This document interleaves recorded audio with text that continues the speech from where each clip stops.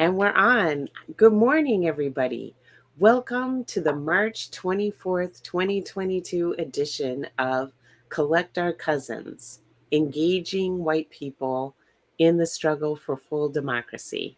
I'm Karen Fleshman, founder of Racy Conversations, and I created this series of LinkedIn Lives to help white Americans like me become more effective in our conversations with white people in our lives.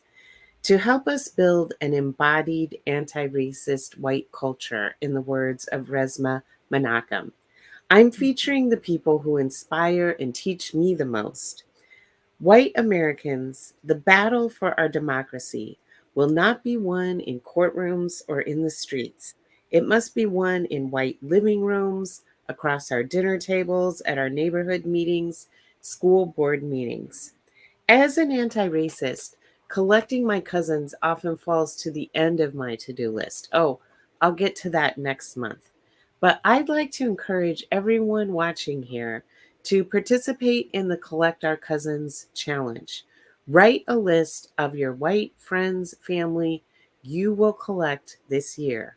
There are 21 million Americans, largely white, who believe that Donald Trump is a legitimate president and that political violence may be necessary to restore him to office. We are frontline in this battle. Good morning, Val. I'm so glad you're here. Um, and with that said, I'm so delighted to welcome our guests today, Dr. Danielle Stewart and Martha Caldwell, who are the co founders and co directors of iChange Collaborative out of Atlanta, Georgia. And thank you so much for joining us. Thank you for having us. Could you share a little bit about iChange Collaborative and yourselves and how you came to do this work? Sure. So I actually, it's really twofold for me. It's personal and it's professional. But my little bit of my background is that I've spent my entire life navigating through a predominantly white world, and that is also within academic settings. So the schools in which I have chosen to go to are where I have learned just how to have these relationships. I came across Martha Caldwell in one of my institutions. And when we started working together, I was going to grad school and I was studying students of color in predominantly white schools and how they navigated through. And at that time, Martha and our co-founder Oman Frame had birthed iChange Collaborative in their classroom. And so years later, we are still doing this work.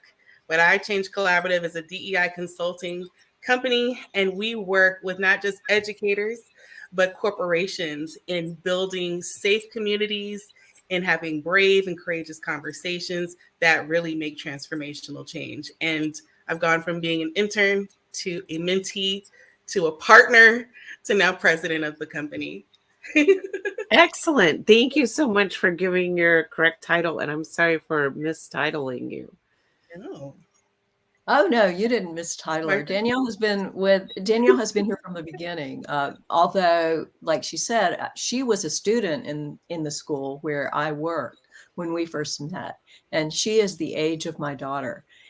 Uh, After got out of school, was actually working on her PhD. She came in. We were doing our first summer diversity institute for educators in 2013, and Danielle came in and wanted to intern and do some research for her dissertation.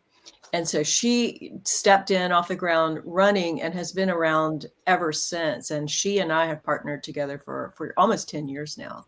Mm-hmm. And we are very much involved in a model of co-facilitation that really depends on our relationship, Yeah. because we understand each other as very much the same and also very different. We have had very different experiences because of our race. So we are in constant conversation with each other as we teach other people to have these conversations in their Excellent. workplace, in their place of, in their neighborhoods, everywhere. We've facilitated probably hundreds of conversations with thousands of people about race. And maybe share a little bit about that, like your positionality and how that impacts your relationship with each other, and how what you bring then to co-facilitating conversations. I'm going to share this quick story because this really does tell like the growth in both of us. But when we first started working together, and Martha and I were working on one of our DEI trainings and workshops, I was doing a lot of the busy work behind the scenes.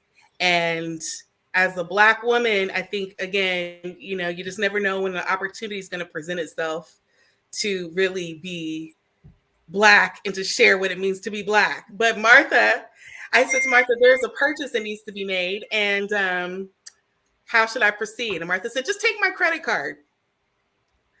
And instantly the Black woman in me said, absolutely not. I will take your credit card and they will arrest me and you will never see me again. Because the only thing that'll Mm, happen is they will know my name is not Martha Caldwell, because I did not look mm, like a Martha as far as I was concerned. It And went I yeah. think right over my head. I didn't even, I was like, I couldn't, I was completely clueless. Like, why won't you take my credit card? It would be so much simpler than turning in a receipt. right, Mm, right. But we went back and forth. And this was personal growth and professional growth. Because the first mhm, time she gave it to me, I said, no, that's okay. Then she insisted, and I said, no. The third time I said, okay, now I'm going to have to tell my white friend why I won't take her credit card. mm, And so we, in that moment, learned a lot about our positioning. mm, I Mhm. learned that Martha truly trusted me. And I think as a Black woman, to have the trust of someone who is white, wow. I mean, it was just, I didn't know how I felt about that, mm, you know? But then I also learned that Martha had a very different perspective. And I don't know what you thought, Martha, but it Well, was very like I said, I was clueless. I couldn't understand why you wouldn't take my credit card. And I even yeah. said, I give it to my kids all the time. They take it. I was completely clueless about the racial aspect. Well, actually, I wasn't, because I had read about it. So as soon as she said, Martha, I am a Black woman, I was mm, like, oh my gosh, I can't believe I did that. mm. But she Yeah. had to say it. And I think later you said it was really hard for you to tell me that. It was painful to admit that. Yeah. And also, I felt like she shouldn't have to, because here I am facilitating a diversity institute, Mm, co-facilitating a diversity institute. I should have known better, Yeah. which is true, but it didn't change the fact that I didn't, and we had to have that communication. Right. mm, Right. But Karen, what's really great about that, and the growth that we've had in our own relationship, is when we co-facilitate any type of session, it's how we interact that women of color and white women admire. It's the mm, level of transparency and telling stories like that. When we speak offline to women who don't want to publicly say, I don't have that relationship, or own that they have trust issues, it resonates with me that a woman of color does not understand how to have those types of relationships because they have not been allowed the opportunity in a lot of situations. It's always a question of, are we worthy of being trusted? mm, We're guilty until we're to be trusted. And so I speak to a lot of women of color who say, how do I gain the trust of white women? How do I mm, gain the trust of white men? And the conversations I have with white women is, how do I let Black women know that I want to have a relationship? Because I think that's mm, the other part of it. Mm. And I think too, for white women, the expectation is there for being trusted. Mm-hmm. And oh that's yes. not the case in Mm-hmm. many, many, many cases. White women aren't expected to have to earn trust. They go in expecting to be trusted. And so really being realistic about the situation and not expecting to be trusted just because you're a white woman. And in fact, maybe recognizing that you do have to earn trust as a white woman. Mm-hmm. Recognizing our history Mm-hmm. Mm-hmm. as white women of being the cause of so much harm, Mm-hmm. whether we were the ones inflicting the harm or the harm was done to quote protect us. What I always say is that when we're interacting, it's not just the three of us who are present in the interaction, but it's all our ancestors and the Right. things that my ancestors did to your ancestors. Mm-hmm. And so we're all coming in. And I think, you know, as a white woman, we claim that we're not aware of these things, and I think it's true. I mean, for most of my life I lived in an almost entirely white community. I read books and saw movies about folks with other experiences, but I didn't have that many interpersonal relationships across difference, and that was when I really learned a lot.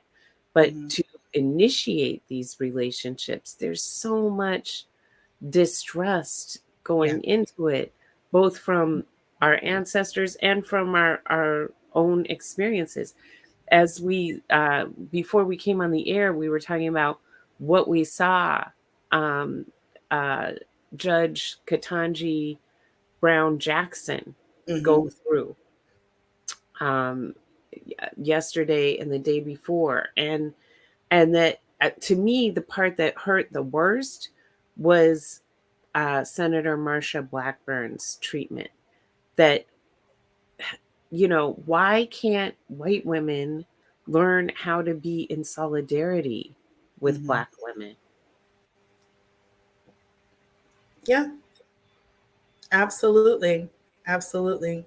I think one of the things I appreciate most about our relationship, and again, this is where trust is proof that there's trust there, that I can be who I want to be unapologetically. And with Martha and us doing this work, part of what we experience is what we share. This is why we can do this work. This is why we can facilitate conversations. Over time, we are learning, but then we're growing, and then we're able to teach. And so, one instance where we were speaking with a client to do this work, you think that they are in a position and know better. But I remember they wouldn't talk to me because I was the Black woman. Mm, All information had to be fielded through Martha. And as an ally, Martha asked, well, what do you want me to do? Because I'm going to go ahead and put her in her place. And it's even in that, the question of what do you want me to do? That's growth Mhm. of Martha being an ally. And that's also growth for me being a Black woman, to know that I can trust someone to ask me, Mhm. mm, check in with me. How am I feeling? What do I want to see done? So, I mean, it's a journey. mm, Yeah, That's and we learned that through relationship, because there was a time when I would have stepped in to defend Danielle, yeah. which would have been and was at the time disempowering. mm, But Yeah. now I follow her lead in every situation. I could not do the work that I do without Danielle as a mirror to me. So the constant conversation between us is, how do we handle this? And so we're very strategic about how we Mm-hmm. use our relationship Mm-hmm. and use our diverse experiences to reach different levels of awareness and different kinds of people. So we're in constant conversation about our experience. mm, Mm-hmm. mm. Um, I love also that you have an intergenerational perspective. Mm. Yes. Yes. It makes it a little bit more challenging, just because, it's, am I talking to Martha, my homegirl, my mother, my mentor? Which one is it? And we've learned that sometimes it's going to be one of those, and sometimes there's a Mhm. way that it can be all three. Mm, But that perspective, again, is so complementary to one another. And, you know, it's a gift. It's an absolute gift. And for you me, have, that journey, that intergenerational journey, has been about giving up power, because mm, I am older and I do have more experience in certain areas. But what we're dealing with is race. I don't have more experience than Danielle. She has to lead me, and Mm, so it's like a reversal of that typical age difference. It's like a reverse mentorship. Yeah. Mm. Hmm. Yes, I always say my mentees are my best mentors. Mhm. Yeah. Definitely. Um, you have a new book coming out this week about how to facilitate conversations about race. Tell us about this book and the process of co-authoring, and what wisdom you have to share to white people who want to have better conversations with our white peers about race. Well, first and foremost, I don't think we ever thought that we'd have a book about it. We Mm, were always talking about we need to document this somewhere. mhm, Every time we debriefed with the client, it was constantly like, wow, you can't make this stuff up. We were talking about this possible book called What the Hell DEI.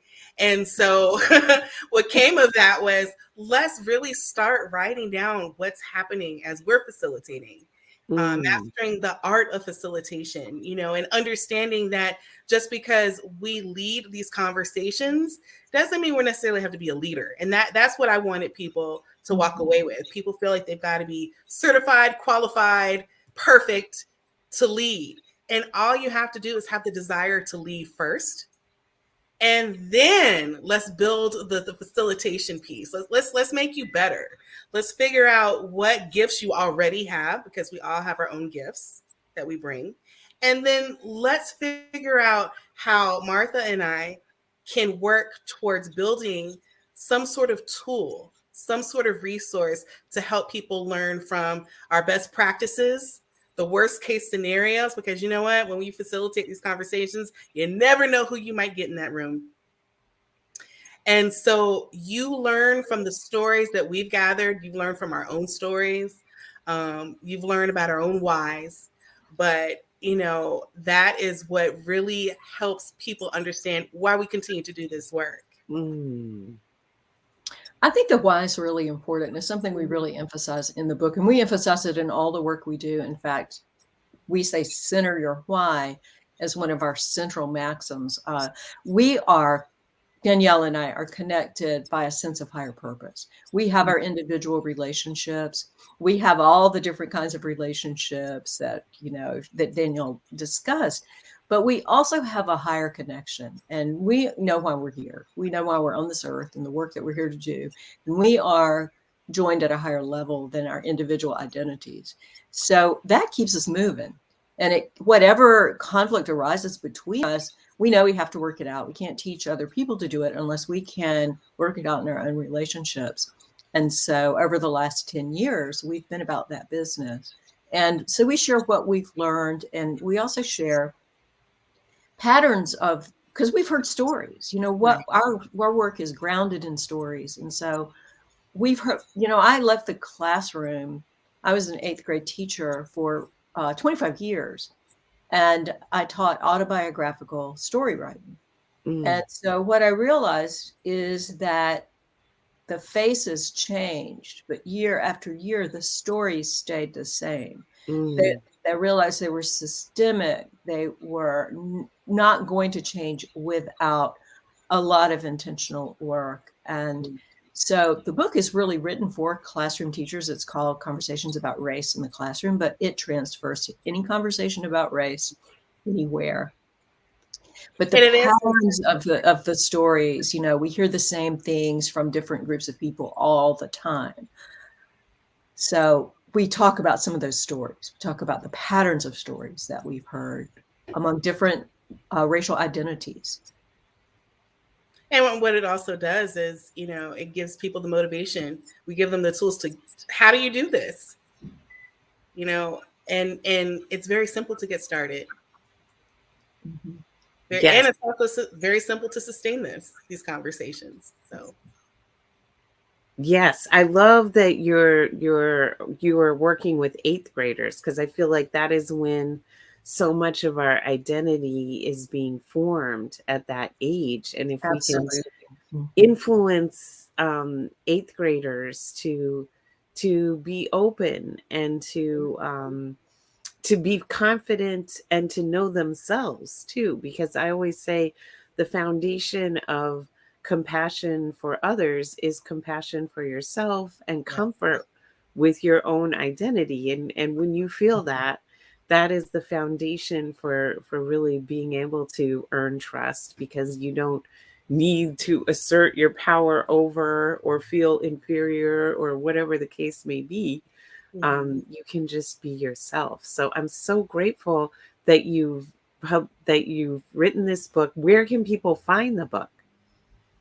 Well, it's published by Routledge, and it's available through Routledge, or it's on Amazon. It's really everywhere. I think Mm-hmm. you And can find it. Any bookseller would have it. and Yes. repeat the name.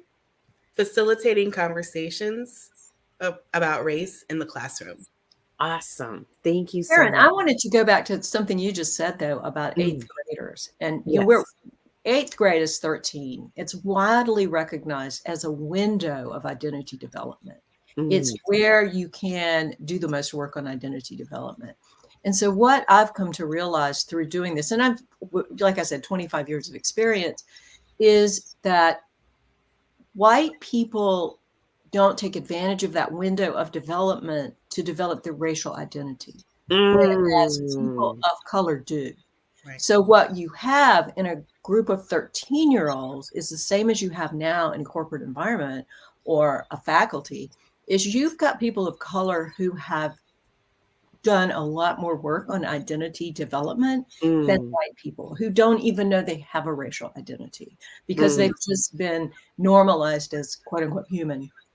mm, So you've got people who are at a much higher stage of leadership capacity because of the work they've done on identity development around racial issues. And so I think what we as white people really have to look at is how can we develop our racial identities better late than never. We who missed that window can still go back and explore our racial identities and understand that that is a very important piece of our identity that is operating at all times. One of our mm. one of our co-facilitators, Treva Milton, always says, race is always in the room. Yes, Whether yes. we're aware of it or not, it's always present. Mm-hmm.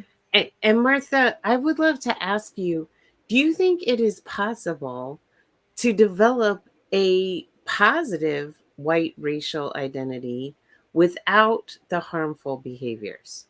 Mm. I think it's aspirational. I think it's Mm, possible. I think racism historically has a beginning, or racism based on color has a very definite historical beginning. So why can't it have an end? mm, I think that it is possible, and I think it's important for us to be able to envision that possibility for ourselves. I think we're on a journey as a society and a species, and I think that is, Erickson says the endpoint of identity development is integrity. And mm, so to have a white identity that moves beyond the harm and is able to embrace the healing mm, is going to be foundational to human progress, not just progress. But I think one of the things I think we have to recognize is that this is for us all. This healing is for us all. We've all been harmed by this system of Mm-hmm. racism and the legacy of segregation.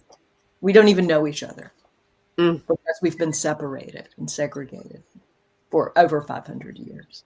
mm, We have a lot of work to do, but mm. it's all about building relationships and building integrity. I have a And lot.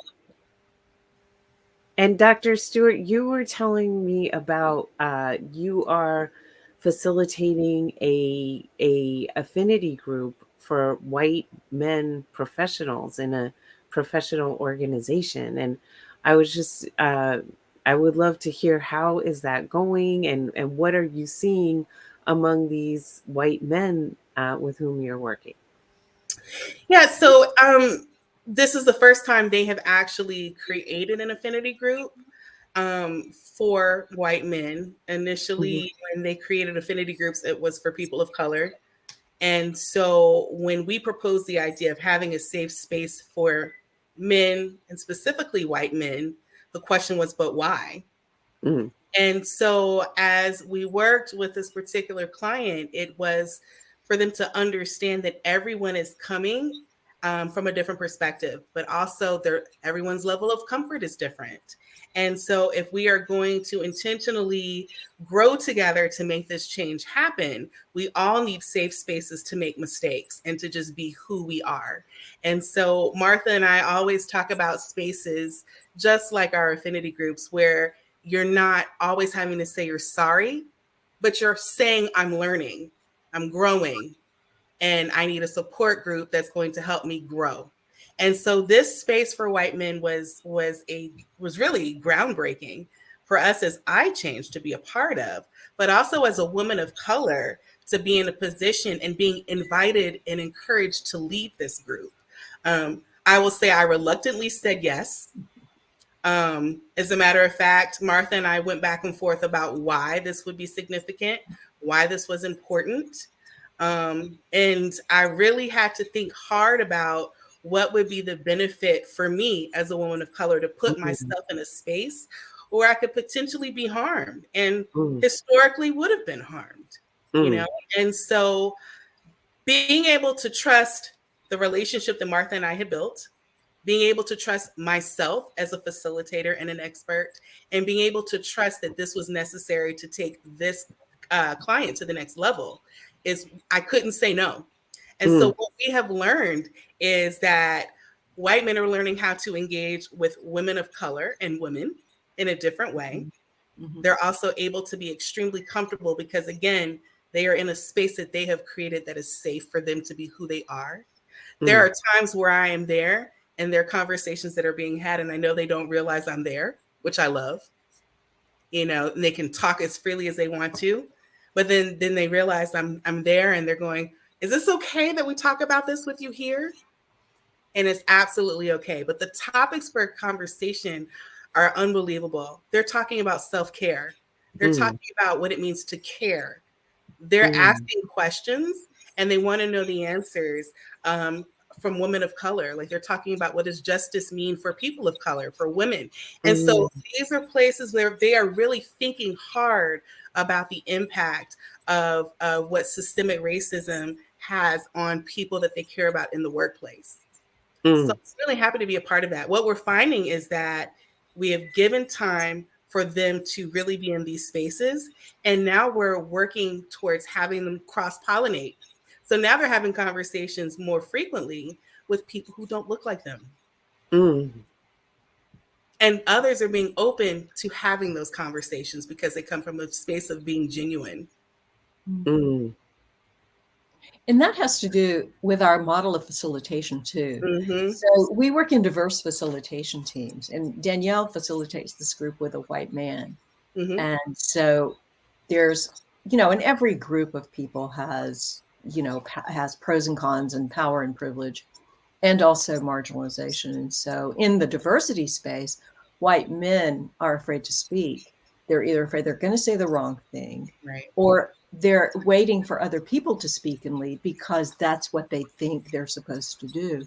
So the diverse facilitation means that part of it is we have different races and different genders that we co-facilitate with depending on the group. But there's one facilitator is from inside the oppression, so can Mm-hmm. understand from an experiential point of view what that group is experiencing, and the other facilitator is from outside that oppression. So mm, there's a value to being able to see it from an observational point of view, and then for the facilitators to be able to have that conversation. Yeah. So a mm, lot of times I've facilitated with Oman Frame, our co-founder, in which he has facilitated groups of young women with much more power and authority than I can because he has not experienced sexism. And he has encouraged stronger voices than I would have encouraged because I was afraid of backlash, if that makes Mm-hmm. sense. And so I think that model is very, and we were in conversation about how to facilitate this group of young women and decided that he would be the one to facilitate it from outside the oppression. Other times, I'm going to be facilitating from the experience of being a woman. So I think Danielle and Chuck also kind of mirror that approach of Mm-hmm. having someone there who And Danielle is outside of the white male oppression and can lead from a place of compassion Mm-hmm. because she doesn't have that experience, but is understanding it and is empathetic to it. But what is so great about it is we are, because they're all voluntary, the meetings to attend, but they're making time to show up. Mm. Mm-hmm. And these men are reminding me of when the next meeting is, and it's the time, it's an hour-long meeting that we do once a month, and they put it on their calendar. The first time we talked, it was, how serious are you about doing this? How committed are you? Then put it on your calendar.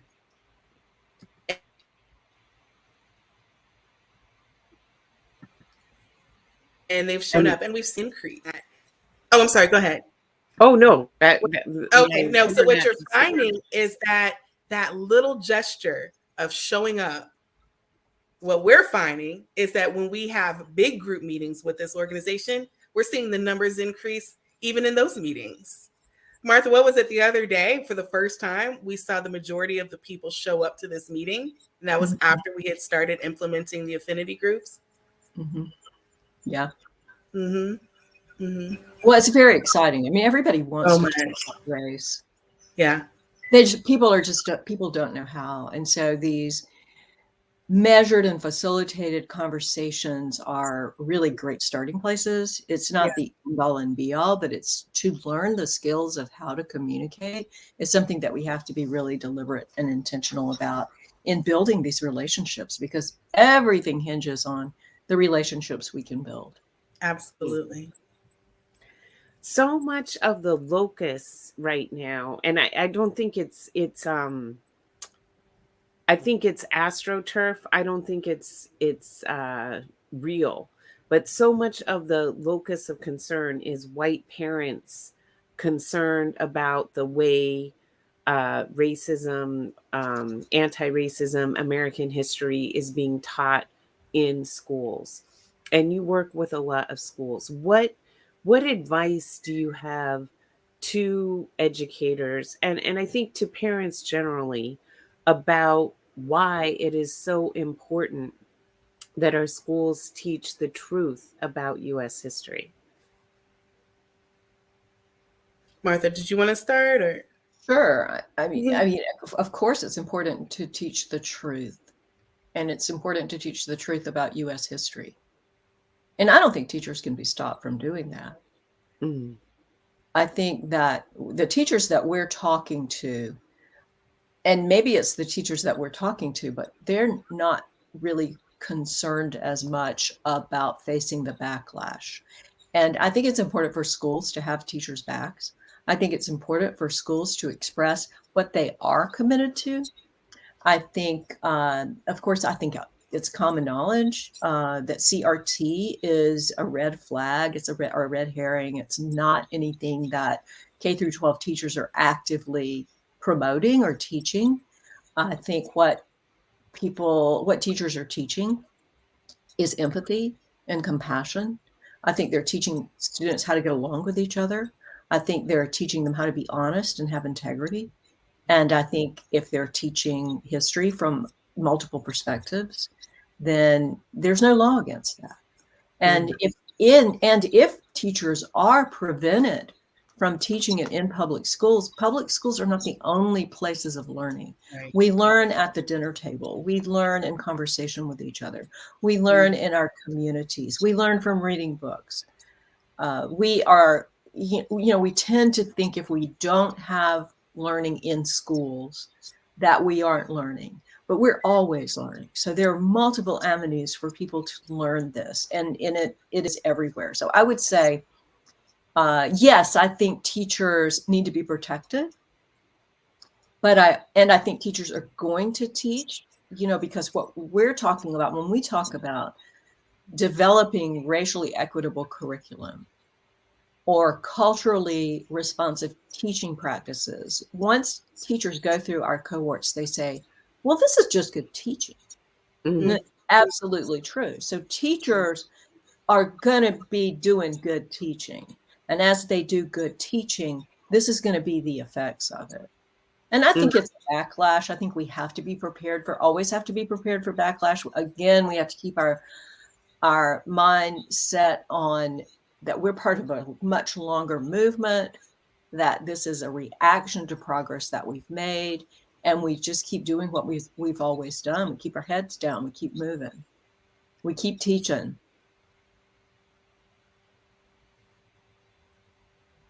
Danielle, did you want to chime in? Yeah, sure. I was going to say that, it's so encouraging to see the young people who are thirsty to learn. I mean, they know so much more than what we give them credit for. And so when we work with schools specifically, and we've got, the teachers we're working with, we've got the leaders who've bought into this, it is, often the parents who are showing the resistance, because the students are at the center of what we need to be concerned with. And so what I want parents to know is, whether you're ready or not, like it or not, a conversation is going to be had. And I would think, if you're trusting the school system and the people in the school system to lead, that you should trust their judgment. Mm. As facilitators and consultants, our job is to support those who want to do this work and just need to know how. And so we are on board. But when we don't come with a hidden agenda. We don't come to teach false truths. And so it's more or less just trying to get everyone on board with the same vision and the same mission, to let's just tell the truth. Let's find Mm. ways to communicate. Let's, learn how to dialogue versus debate. And even if there's some debating going on, let's figure out how to do that right. Let's communicate better. And so, I know one of the things that we struggle with is that people who are not comfortable with talking about race fear and probably have some level of guilt about, it's going to be about racism automatically. And that's not what we're teaching. We're teaching Mm. to express and understand and appreciate centering those who are different, and to find the joy and history of what people of different backgrounds bring. That's what we're all about. And learning how to adapt to people of Right. different backgrounds, not Right. assuming that one background is the end all and be all of how to be in this world. Right. And in my own experience as a parent, I found that my children are extremely resilient, able to handle, learning about the really terrible aspects of US history without it causing them to get depressed.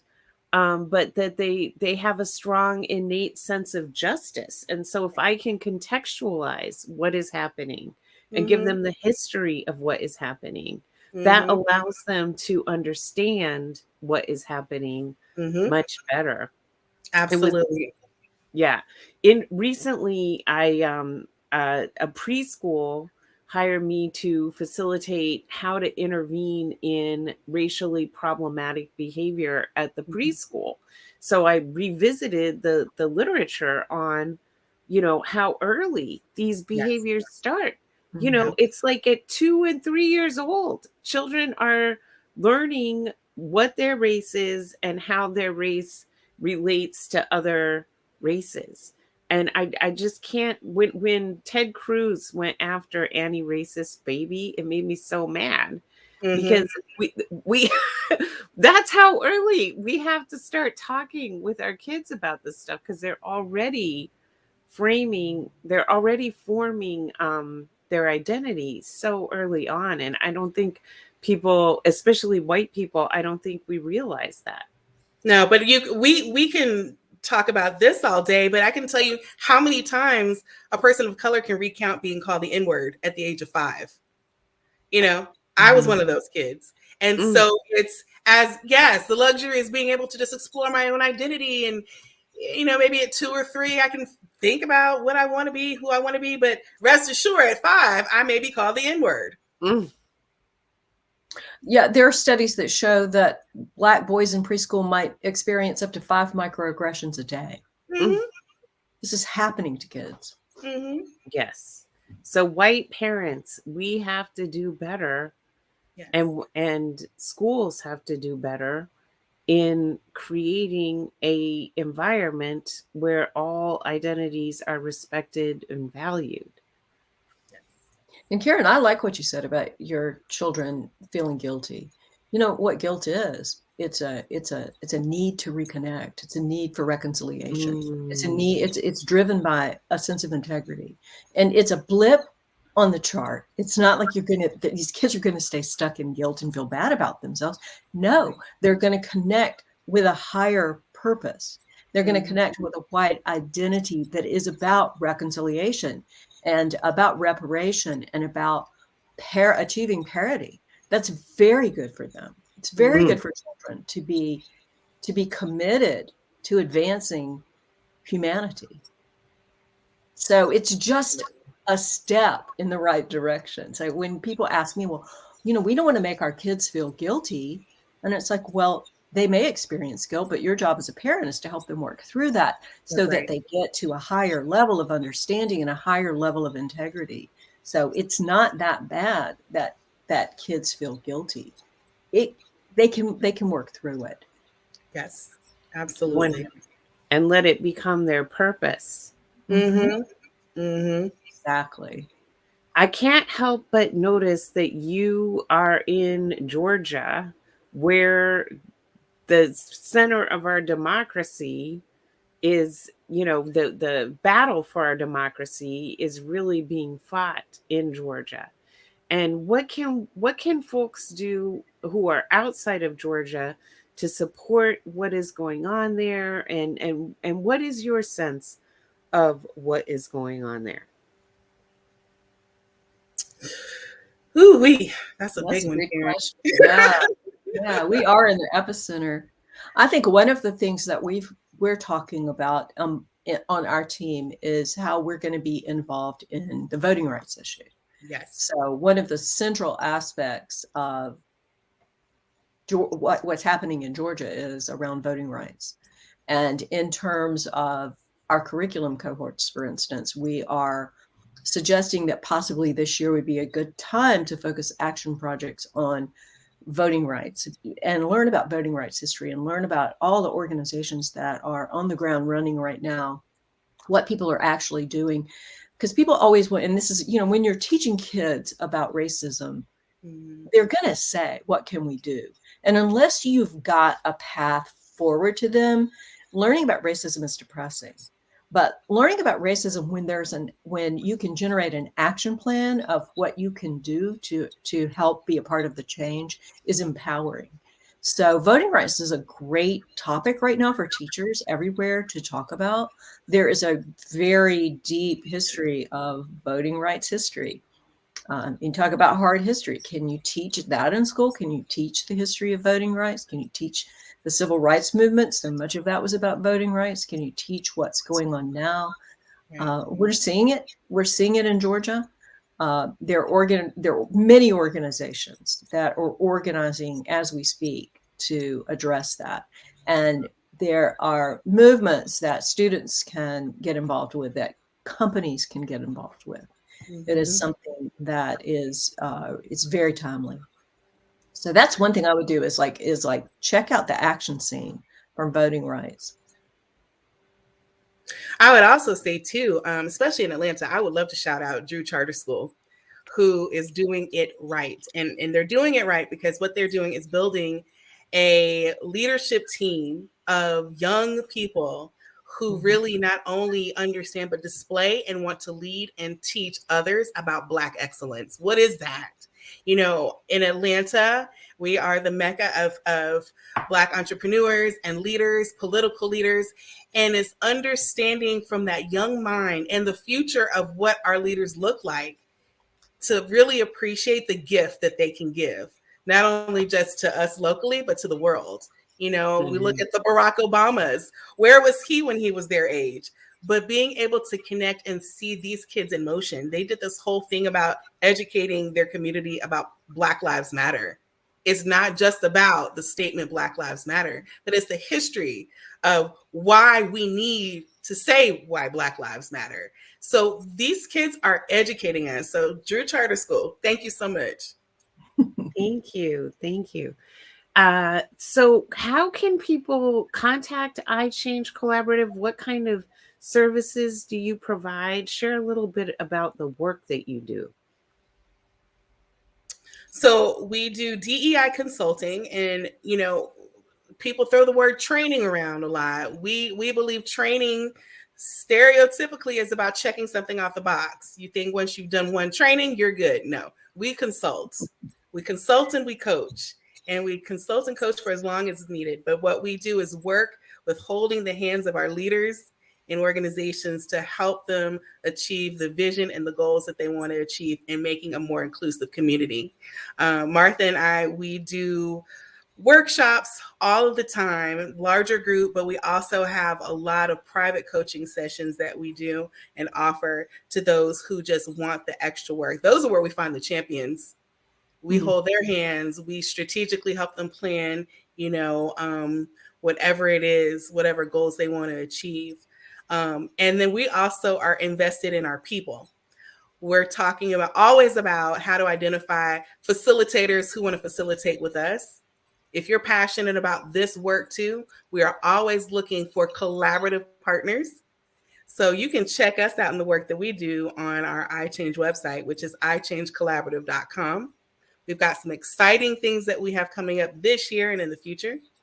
And Martha, did I leave anything else out? We could touch on leadership training. We do Sure. DEI leadership training, and we say, the rules are different here. Everybody's talking about being a leader, but 70% of corporate leaders from middle management up are white men. And those men are maybe very adept at a traditional leadership style, but the rules are different with DEI leadership. It really involves knowing how to center the experiences of people of color, center their voices, empower their voices, really listen and lead from a perspective of really understanding and advancing careers and all of that goes along with that. And really, like I say, I couldn't do this without Danielle. I think that's typical of a white DEI leader, because you can't do it by yourself. You have to have the voices. You have to be surrounded by people that can give you advice on what is actually needed. We always say the people most impacted by the problem have to be sitting at the decision-making table. And nowhere is that more important than with DEI leadership. So we have a method that we go in and work with leaders on as well. Thank you so much.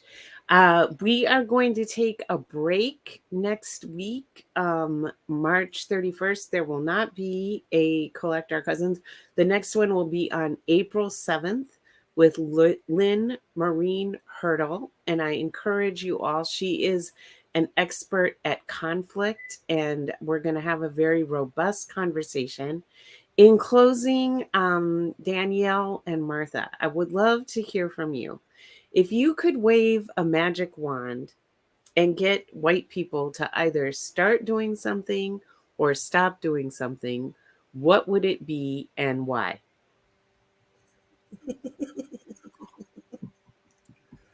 I know you said we can only do like one thing. You can name two. I would have to say, stop saying you're sorry so much. Just do the work. Just do the work. I would say know why you're doing it, know why it's important to you, and explore your own racial identity experience. Danielle and I always say, start with the I and center the why. And starting with the I means it starts with you. And if you don't understand your own racial identity, you cannot help solve the problem of racism. And if you can articulate clearly and concisely why this is important to you personally and also professionally, then you are much more empowered to lead, because people follow someone who can tell them why and not tell them what to do. You have to know why it's important, and you have to be able to communicate that clearly. We say that to teachers with their students. We say it to leaders with their direct reports. It's your enthusiasm is contagious, and people will lead if they understand why it's important. Every time I was in the classroom, we'd be like, why do we have to learn this? And I learned as a teacher that I need to be able to answer that question. Why this is important is the first order of business. Yeah, you a high five on that one, a Karen high five. There we go. Yes. Thank you so much. It was such an honor to talk with you both. I really appreciate it. Thank you to everyone who tuned in. And we'll see you again on April 7th. Bye, Danielle. Bye, Bye. Martha. Thank Bye. you. Thank you, Karen. Thanks, everyone.